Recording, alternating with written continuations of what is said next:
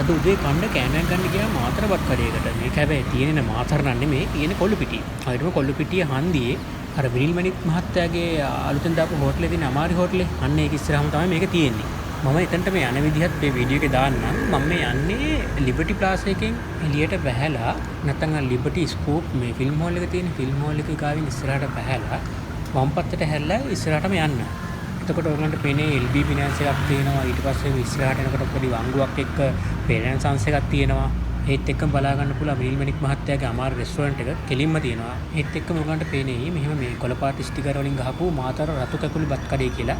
ඒක මේ උඩින් ලොකෝට බෝඩ් එක ගහලා තියෙනවා මාතර රතු කකුළු බත් කඩේ කියලා. අලුතෙන් ඉන්න ඕන කෙනෙකුට මෙතන ටක් ගාලා හොයාගන්න පුළුවන්. මෙතන කෑම එහෙම සුපිරි රහයි. මේ කඩේ ඇතුළ නම් මම වීඩියෝ කළේ නැහැ ගායිස්. මොකද මේ මං යනකොට කිව්වා කෑම ඉවරයි. මං ගියේ 9 මාට විතර. එතකොට ඉතින් තිබ්බේ මේ ටික තමයි. ඒකෙන්ද ඉතින් මං අමුතුවෙන් මේ ටික වීඩියෝ කරන්න ගියේ නැහැ ඇතුලේ. ඊට පස්සේ මම මේ කෑම එක අරගෙන ඇවිල්ලා මේ කණ්ඩ තමයි යන්නේ. අපි එහෙනම් බලමු මොනවද මේ කෑම එකේ තියෙන්නේ කියලා. අනිත් එක කියන්න ඕනේ මේගොල්ලෝ ගාව තියෙන උදේට කරවල තෙල් දාලා තියෙනවා, සොසේජස් ඩෙවල් තියෙනවා, මාළු එඹුල් තියල් තියෙනවා, චිකන් තියෙනවා, හාල් මැසු තෙල් දාලා තියෙනවා. මේ ඕන එකක් ගන්න පුළුවන්. මං අද ගත්තේ මේ මාළු එඹුල් තියල් කෑම එක. මේක රුපියල් 200යි.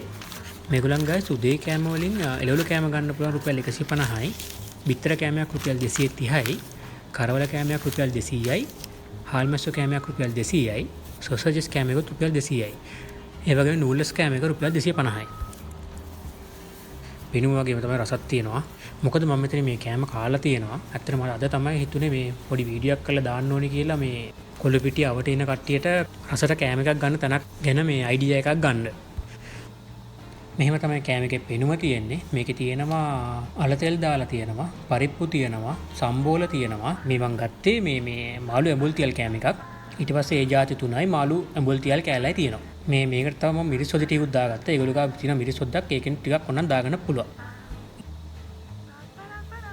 ඊගාට මේ ගෙදර හදපු chili paste එකක් තියෙනවා. මම ඒකිනුත් චුට්ටක් බත් එකට දාගන්නවා. මේක මේ අපේ අම්මා හදලා තියෙන්නේ වැඩි තෙල් නොදා. ඒකයි මේ පොඩ්ඩක් කුඩු කුඩු වැටෙන්නේ. ඒක ඉච්චර ගණන් ගන්න එපා. හරියනම් කටක් කාලා බලමු. පරිප්පු ටිකකුත් දාගත්තා, සම්බෝල් ටිකකුත් දාගත්තා. ඊට පස්සේ අල කෑල්ලකුත් දාගමු.